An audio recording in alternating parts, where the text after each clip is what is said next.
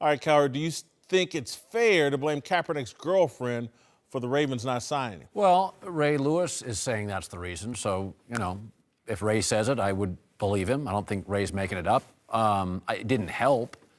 I think there's a lot of reasons he's been unsigned. I think he's seen now as divisive and antagonizing, from the Fidel Castro shirt to the socks to his girlfriend. But I don't necessarily think there's one reason. I think there's a multitude of reasons. And I think Kaepernick is now seen. When you say Kaepernick, you think politics and you think activism and you think divisive, and you don't think as much about football as I think owners want. I don't think there's one reason. I think there's a multitude of them. Yeah, I think it's about all the people around Kaepernick.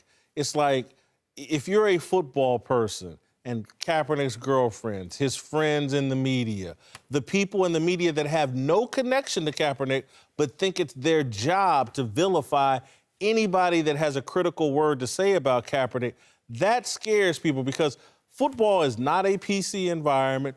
Football is very brutal. People talk to you in a very direct, impolite way. And any of this can be spun out if Kaepernick repeats it to the wrong friend. Someone called me this or that in practice. Someone said X, Y, or Z in practice. And that could spin out via social media, from a person in the media to Kaepernick's girlfriend to whomever his friends are. That's just a dangerous spot for any NFL owner or coach. And so, yeah, I blame Nessa, but I mostly blame Kaepernick for not understanding his situation and who he can surround himself given his situation. I agree with both of you. I don't think that this specific thing is the reason he doesn't have a job. It's a multitude of things, but it didn't help.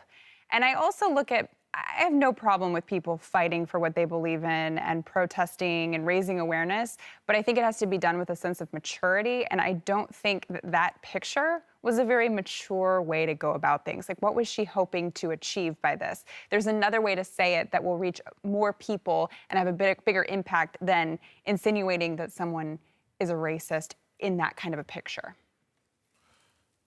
The fact is that he didn't get the job in Baltimore. And if Ray is saying that this photo is the reason why, then she's the reason why. Now it's up to him to control the situation and have a conversation about what you're posting, what you're not posting, so on and so forth, because the damage had already been done. All she did was just pour gasoline on an already blazing fire. At the same time, I think that, if a team really wants to sign him, then they'll sign him. There's just no getting around it. If you have a need, if like Tony Romo said that the NFL is a meritocracy, then there's no logical reason beyond we don't want the headache that this guy doesn't have a job. Let me throw this out there, just a theory.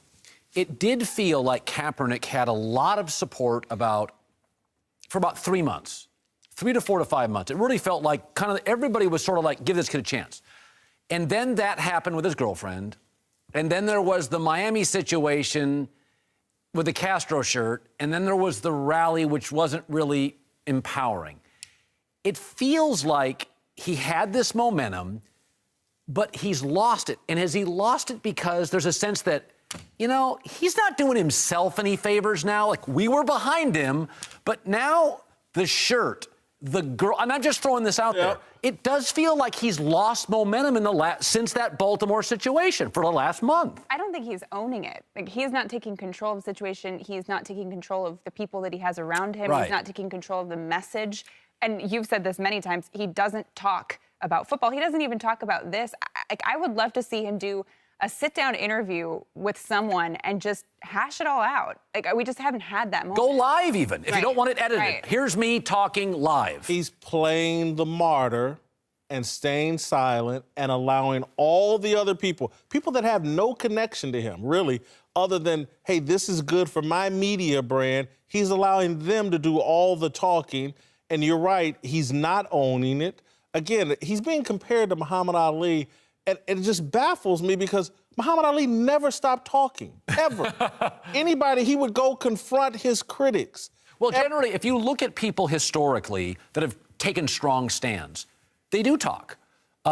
Jackie Robinson, Muhammad Ali, Martin Luther King. I mean, anybody in this world that has taken strong stands that have gone against, the grain or the power, They have spoken. And I think what happens is social media is this new tsunami that didn't exist 20 years ago. It's now speaking for him, and I don't always think it's done him a great service. And that's what you get over social media, calling people racist indiscriminately.